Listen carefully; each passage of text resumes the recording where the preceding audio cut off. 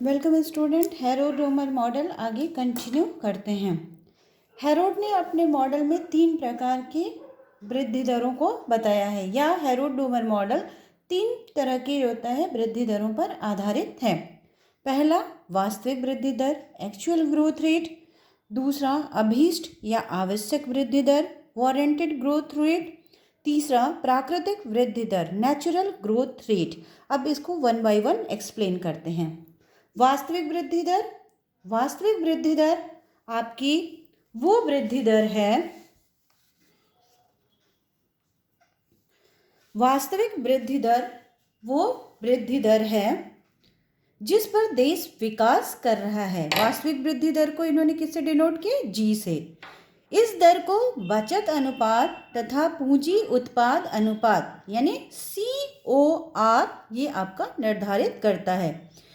इस दर को अल्पकालीन चक्रीय परिवर्तनों को प्रकट करती है। अगर इसे कहा जाए कि आपको समीकरण रूप में व्यक्त करना है तो आप क्या करोगे? GC is equal to S। इसमें G क्या है? आय की वृद्धि दर यानी delta Y upon Y। C क्या है? पूंजी में किया गया शुद्ध योग या विनियोग अर्थात पूंजी उत्पाद अनुपात। C is equal to I upon delta Y। S क्या है? औसत बचत प्रवृत्ति यानी S अपॉन Y। तो अब इन सभी समीकरणों में इन अनुपातों को अगर हम बिठा देते हैं यानी आदिष्ट करने पर delta Y upon Y into I upon delta Y is equal to S upon Y, या I upon Y is equal to S upon Y, या I is equal to S। I क्या है? इन्वेस्टमेंट है। S क्या है? आपकी saving बचत है, यानी आपकी वास्तविक निवेश बराबर वास्तविक बचत के। तो बचत आपका जो होता है सेविंग किस पर निर्भर करता है? जैसे मैंने पहले बताया कि सेविंग जो होता है वो आपके आय पर निर्भर करता है, और निवेश यानी इन्वेस्टमेंट आय में वृद्धि यानी डेल्टा Y पर निर्भर करता है। तो त्वरक सिद्धांत क्या है? किसी समय सपोज करिए कि एग्जाम्पल आपको देते हैं कि आय 2000 करोड़ रुपए है और बचत आपकी 160 करोड़ रुपए, पूंजी उत्पाद अनुपात आपका 4:1 का है। तो आपसे अगर पूछा जाए कि ऐसे में वास्तविक वृद्धि दर क्या होगी, एक्चुअल ग्रोथ रेट आपको निकालना हो, तो आप क्या करोगे? G is equal to S upon C। इसमें S क्या है? 160 है। 160 अपॉन आप इनकम यानी आय 2000 को इंटू पूंजी उत्पाद अनुपात, इसको क्या करोगे? आपस में एक दूसरे से जो होता है डिवाइड कर कर, तो वास्तविक वृद्धि दर आपकी कितनी निकलेगी? वास्तविक वृद्धि आपकी होता है 2% निकलेगी। ठीक है। नेक्स्ट आपका अभीष्ट या आवश्यक वृद्धि दर, वारंटेड ग्रोथ रेट क्या है? हेरोड ने कहा कि आवश्यक वृद्धि दर, आवश्यक वृद्धि दर को किससे डिनोट करते हैं? GW से। वास्तविक वृद्धि दर को G से डिनोट करते हैं। तो आवश्यक वृद्धि दर विकास की वो दर होती है जिसे अगर प्राप्त कर लिया जाए तो उद्यमी ऐसी मानसिक स्थिति में होता है कि वो इस प्रकार से विकास करने के लिए प्रेरित होगा। यानी ये दर किसी अर्थव्यवस्था के आय की पूर्ण क्षमता वृद्धि दर होती है। ये पूंजी के बढ़ते स्टॉक का पूरा उपयोग करती है। ये दर किस पर निर्भर करता है? ये दर उद्यमी संतुलन का द्योतक होता है। अगर इस सतत वृद्धि दर को समीकरण रूप में रखते हैं तो G is equal to GW into CR is equal to S, या GW is equal to S upon CR। ये आपका क्या हो गया? दूसरा समीकरण हुआ। GW क्या है? ये आपका आवश्यक वृद्धि दर है। CR क्या है? पूंजीगत आवश्यकताएं, अर्थात GW को बनाए रखने के लिए आवश्यक पूंजी की मात्रा या आवश्यक पूंजी उत्पाद अनुपात यानी I अपॉन डेल्टा Y का मूल्य है। तो ये समीकरण सतत प्रगति के लिए संतुलन की दशाओं को बताता है। आय में वृद्धि विकास की आवश्यक दर के अनुसार होने पर अर्थव्यवस्था के पूंजी स्टॉक का पूर्ण शोषण करता है।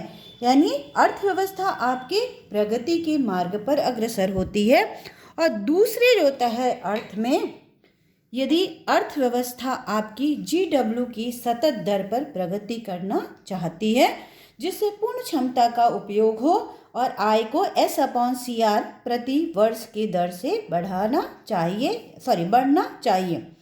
GW is equal to delta Y upon Y is equal to S/CR, या GW आपका किसके बराबर होगा? S/CR के, सीमांत बचत प्रवृत्ति अपॉन पूंजी उत्पाद अनुपात।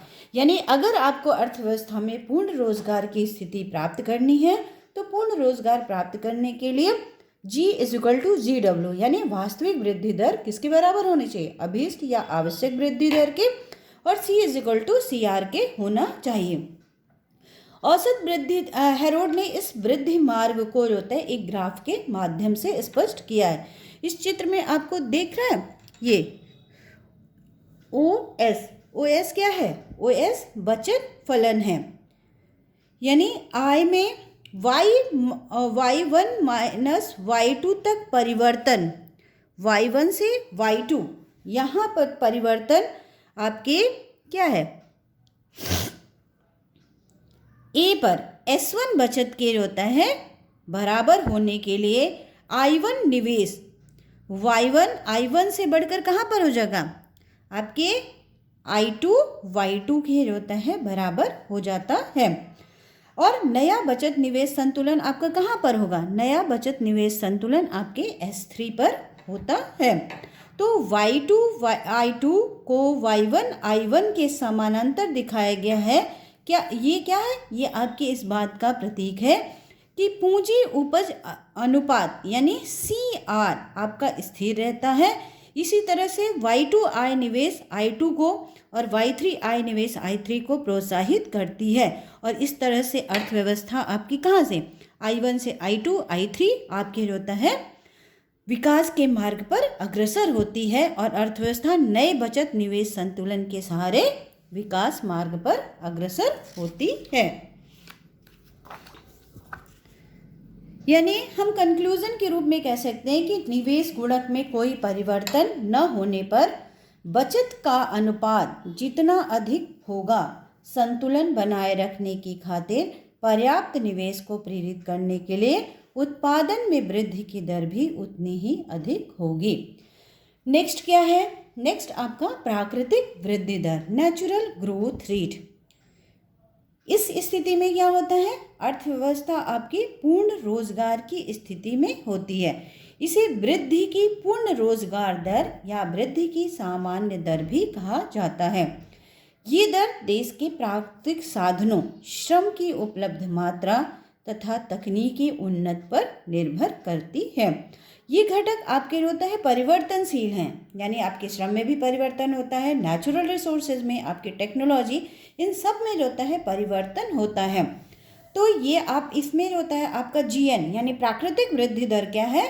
आपके S के बराबर भी हो सकती है और S के बराबर नहीं भी हो सकती है, यानी GNCR is equal to S या GNCR equal to not equal to S।